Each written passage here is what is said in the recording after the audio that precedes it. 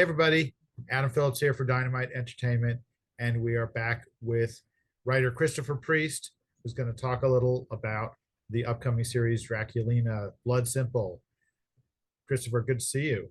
Hey, good to see you too, Adam. All right. Before we get into it, if you're watching this at home, if you're watching it on your phone, please hit the like button and make sure to subscribe so you don't miss any upcoming videos on the Dynamite YouTube page. We got a lot of content out there for you to check out. Anyway, Christopher, great to have you back. And so we've got the new Draculina series starting in February, and it sort of picks up from where we left off with the last one that ended in the fall, I guess, right around Well, now. yeah, yeah, yes and no, but you don't have to.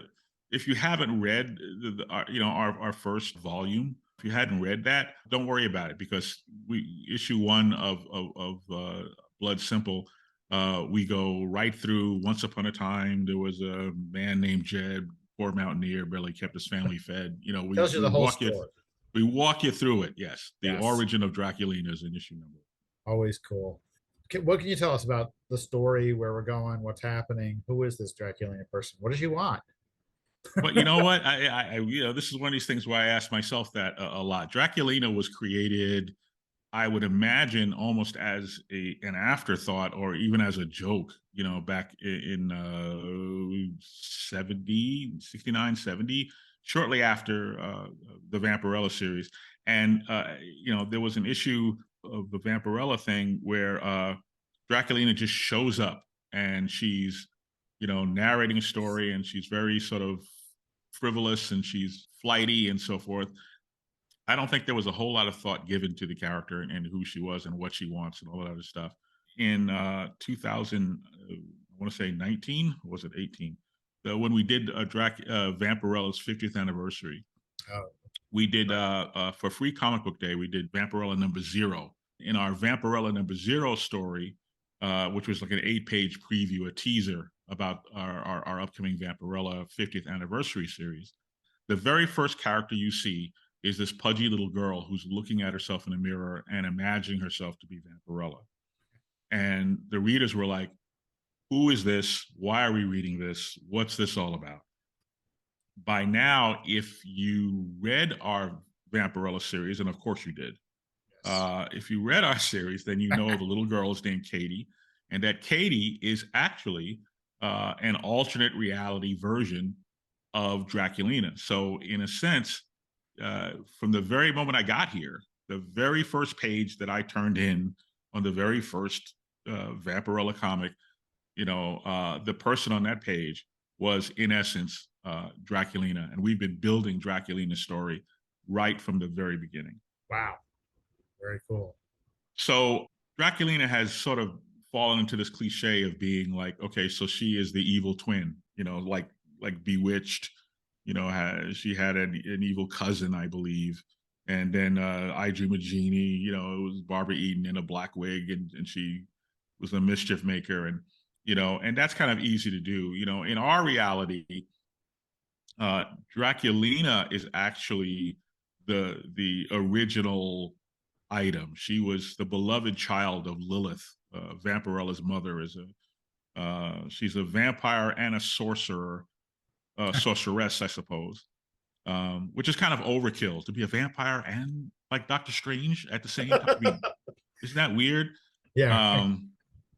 She gave birth to this child hundreds of years ago, and just a Draculina. And Draculina was kidnapped by this demon named Belial and lost in the timeline.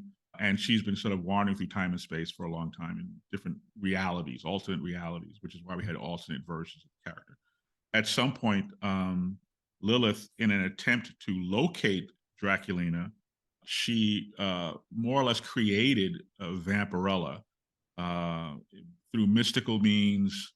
I won't get into it, but it's along the lines of the classic Wonder Woman story where Wonder Woman's molded out of clay.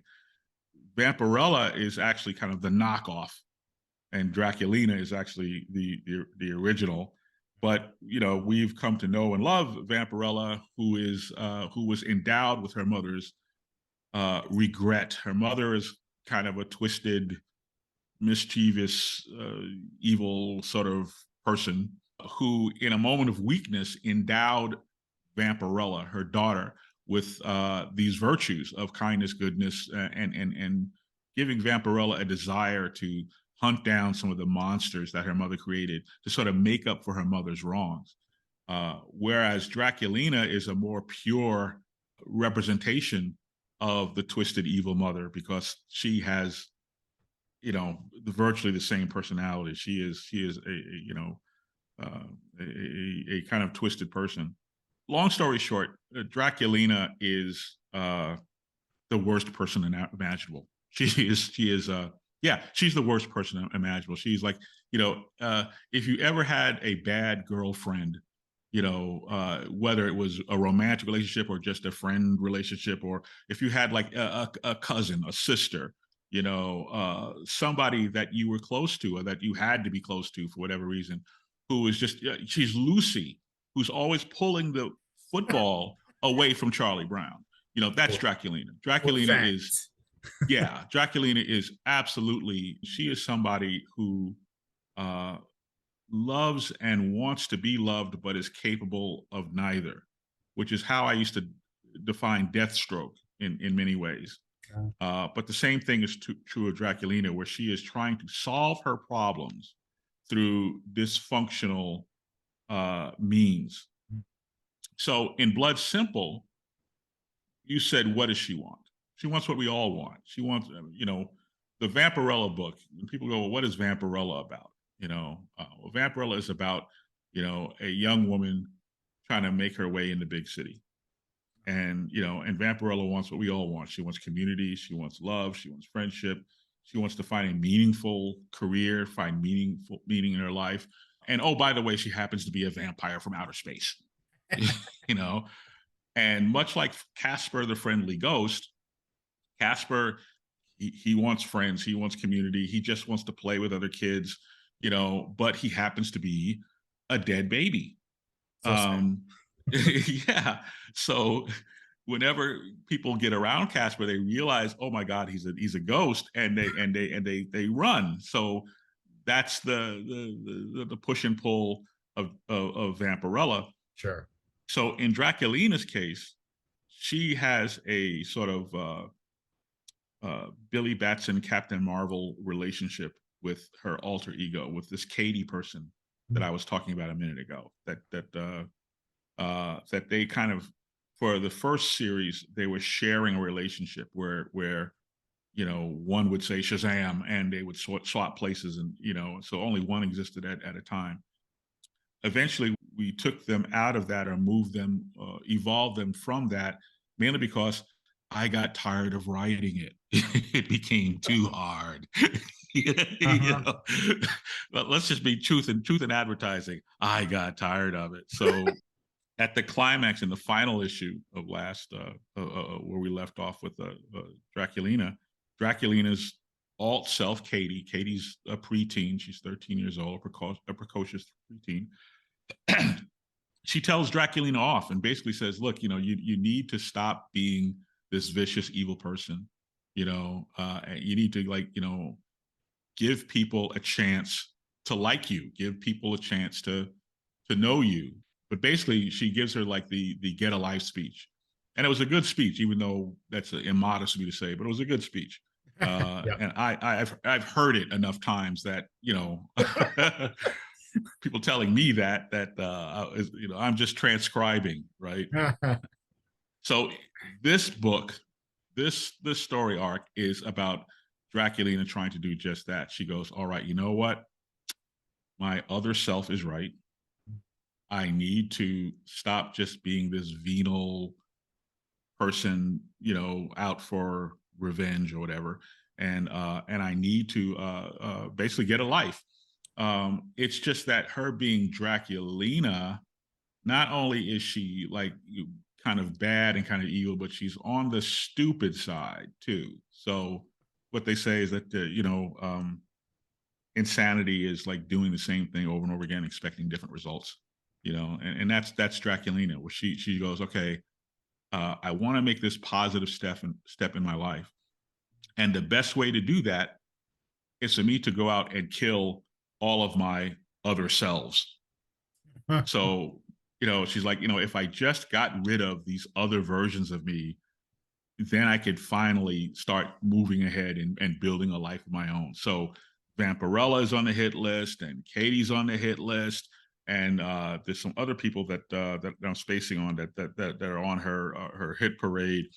But she's basically trying to do a positive thing and take a positive step in her life by doing the most heinous and hateful measures to achieve that goal. So it's a dysfunctional journey toward her becoming more functional, if you could put it that way. Yeah, that's wild. Really amazing.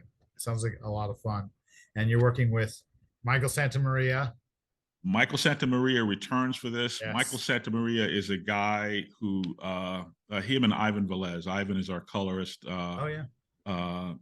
Michael is, I'm afraid to say it out loud, so I don't want Dynamite to get mad at me, but Michael is a guy who is so good and who has made such amazing strides. Like every issue, he just got better and better and better. And every issue that came in, I would look at these pages and I just go, oh, wow, look at that. And the guy just got just made these incredible strides that I have no idea why he's working with me. I mean, usually people get, people start working with me until they get like really good, and then they get snatched away and hired off by Sure. Tom Brevoort calls them or something, and now I'm just SOL. I'm like, well, gee, thanks, Tom. Yeah, right. So this is a guy that I think we have on borrowed time because he's really just that good. And then Cool. you bring in Ivan, and Ivan, somebody should tell Ivan that this is not, in fact, the Sistine Chapel. And that he's putting so much effort into this. And I'm like, really, Ivan, did you really have to do like 30 shades of red for that apple? Yeah, right. It's just an apple, Ivan, but the guy is unbelievable. I mean, just Yeah. the level of craft that he brings to the work is just outstanding. And I'm just very happy. And I feel very privileged to be working with both of them. Cool. Excuse me. So what can we look forward to in terms of guest appearances in the new series? Do we have anything lined up? We kind of navigate our own sort of Vampirella verse. Vampirella did not appear in the first series. She actually appears in this series. Obviously, there is a new character, a new member of the family named Levi. Levi is short for Leviathan. So he is a sort of a creature from the Black Lagoon sort of character, if you remember that. Nice. You take the creature from the Black Lagoon and you mix him up with Hellboy, and that's Levi. Oh, cool. And Levi is also Belial's son. He's one of the creatures that Lilith gave birth to. So he has found his way to this reality, and he is seeking vengeance and trying to, recover this talisman that Draculina went to a great deal of trouble to find in our previous series. Yeah. So now he's trying to recover that so he can go after his old man, and then Lilith is basically pulling together. She's trying to pull the whole family together. So Lilith is narrating the story from at some point beyond the story. So what we see unfold is being told by Lilith, and she's talking to Victory. Now, Victory is a character from our Vampirella series. Victory used to be a love interest of Vampirella's, and Lilith, Vampirella's mother, after the two of them broke up, Lilith kind of swooped in and radicalized Victory and gave her Belial's ring, Belial being the demon. She gave her this demon ring. So Victory sort of dresses like Vampirella. She has a costume similar to Vampirella.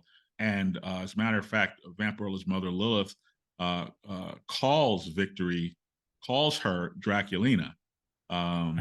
So Draculina, she is on Draculina's hit list. She is another alt Draculina that needs to be gotten rid of. So basically, this is like the Thanksgiving from hell, where Lilith is trying to pull, all her entire family together.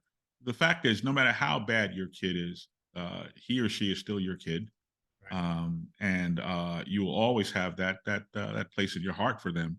So, what Lilith desires most is a reconciliation with the daughter she lost. even though the daughter she lost is now grown up and is this, you know, twisted, bitter, corrupted person. So it's basically the whole sort of, you know, Vampirella verse. We may see, you know, one or two of the villains from Vampirella showing up here. I don't want to dangle that yet because I don't want to commit to it. And then all of a sudden you're like, you said that you said the penguin is going. No, the penguin is not. I can't, you know.